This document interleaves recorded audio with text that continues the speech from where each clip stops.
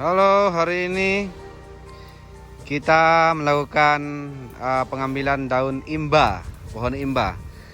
Ini akan kita gunakan untuk membuat pupuk, maksud kami insek dan pestisida organik. Jadi kita akan gunakan untuk menyemprot tanaman total organik dari alam untuk alam dan untuk kesejahteraan kita semua. Halo sahabat petani organik, hari ini kita ingin membuat insek dan pestisida organik ya, menggunakan daun dari pohon mimba. Ini kita saat ini akan memblender daun ini dan kita akan campurkan dengan daun cengkeh kering ya, dimana kita ini akan blender semuanya. Kemudian akan kita manfaatkan untuk menyemprot tanaman dengan pola tanaman total organik. Jadi dipercaya bahwa daun mimba ini memiliki khasiat yang luar biasa ya, bisa menjadi insek yang luar biasa, juga bisa baik untuk kesehatan manusia tapi dengan cara direbus. Tapi kalau kali ini kita akan memblendernya ya, lalu kita campur dengan air, kemudian kita campur dengan hasil blenderan cengkeh ini juga, dan akan kita gunakan untuk melakukan penyemprotan. Baik, kawan-kawan sahabat petani organik ya, kami akan mempraktikkan ini, kemudian juga akan melaporkan ketika kami mengaplikasikan obat ini, dan tentunya akan melaporkan bagaimana reaksinya nanti di tanaman. Terima kasih.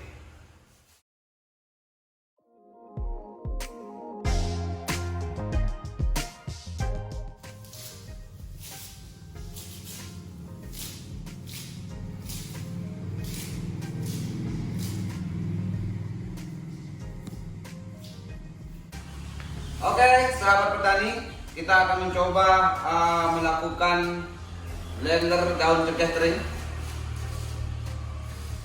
Jadi lebih dahulu kita masukkan, dan saya kira nggak bisa terlalu banyak ya.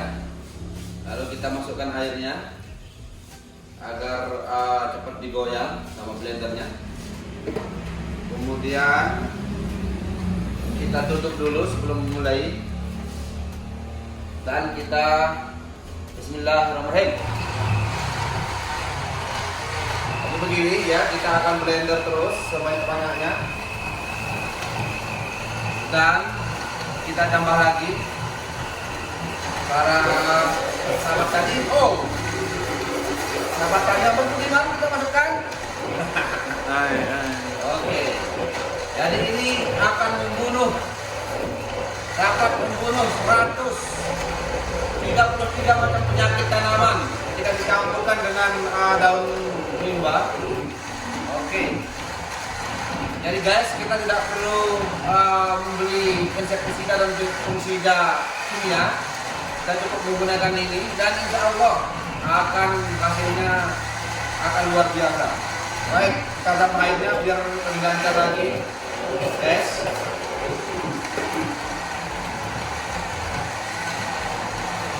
Jadi ini cara kita untuk memproses daun cengkehnya. Oke guys, kita akan mencoba lagi bagaimana kita memblender daun mimba. Terus pertama kali fokus ya. Oke, kita matikan dulu. Setelah itu yang sudah kita blender, kita taruh di ember. Wow, bubur cengkeh luar biasa. Oke, sekarang kita mencoba untuk daun mimba. Si hijau, si iris. Daunnya dulu. Kemudian kita masukkan ke blender. Oke, masukkan air. Jadi ini bulan puasa ya, ini bukan kita gunakan untuk jus, tetapi kita gunakan nanti untuk melakukan penyemprotan di tanaman total organik. Sebenarnya ini kalau dimasak juga bisa untuk mengobati kencing manis. Kita lakukan blender. Jadi kita biarkan.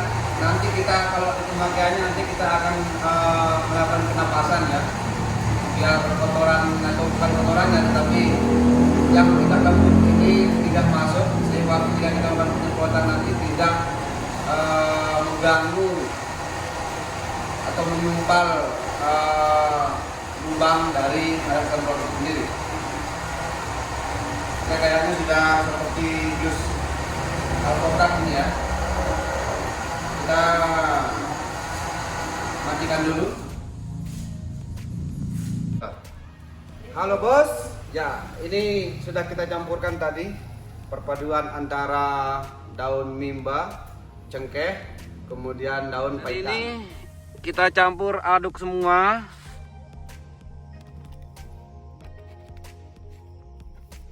Tetap menggunakan masker karena pupuknya juga agak bau.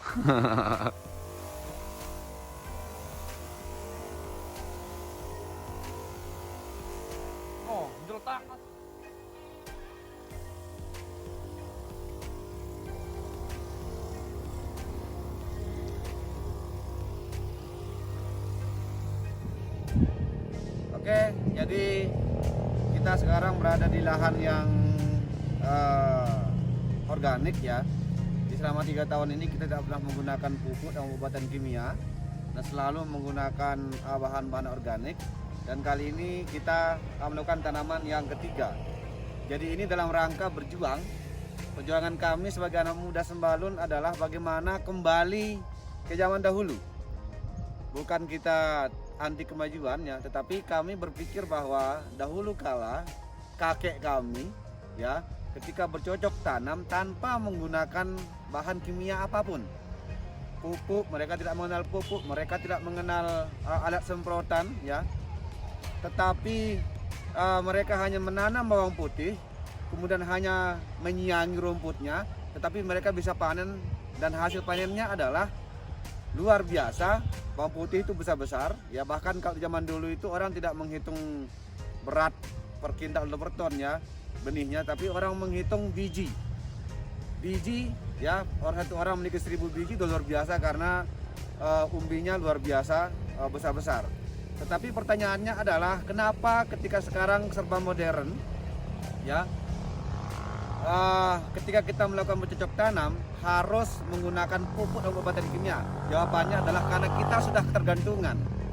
Kami sebagai anak muda ini merasa sebagai korban revolusi hijau, di mana orang tua kami dibuat ketergantungan terhadap produk luar negeri, produk obat-obatan, pupuk dan obat-obatan kimia, yang tentunya ini adalah sebuah konspirasi ya, konspirasi di mana kami dibuat bergantung kepada pupuk-pupuk perusahaan besar, sehingga yang terjadi apa saat ini? Yang terjadi adalah petani kesejahteraannya tidak kunjung meningkat, datar. Justru yang berkembang itu adalah perusahaan-perusahaan besar seperti Monsanto, Bayer, Syngenta dan lain-lainnya. Artinya bahwa dari mereka untuk mereka, bukan untuk petani. Nah, hal ini yang mendorong kami bagaimana ingin mengembangkan kembali pertanian organik. Sebenarnya ini berat ya, saya sudah tahun ketiga, 2 tahun berturut-turut itu sebenarnya kalau dihitung secara ekonomi saya rugi. Tetapi kalau dihitung dari pengalaman, ada kepuasan di situ, tentunya tidak bisa dihargai dengan materi. Nah, tentunya ketika ini bisa panen, ya ketika bisa panen, luar biasa, kebahagiaan kami luar biasa. Dan harapan kami tentunya ingin membuat, menciptakan benih lokal asli yang tidak tergantung lagi kepada pupuk dan pengobatan kimia, sehingga bisa kembali seperti dahulu kala, yaitu kita menanam kemudian kita gunakan produk lokal, artinya bahwa membuat pupuk dan obat-obatan dengan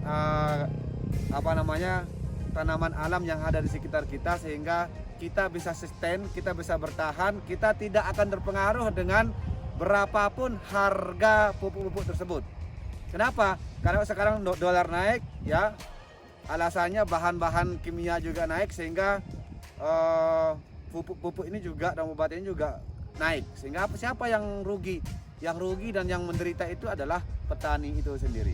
Karena itu ya, kami mengajak dari lereng Gunung Rinjani untuk Nusantara, untuk kembali ke nature, untuk kembali ke budaya masa lalu kakek buyut kita untuk bertani sehat.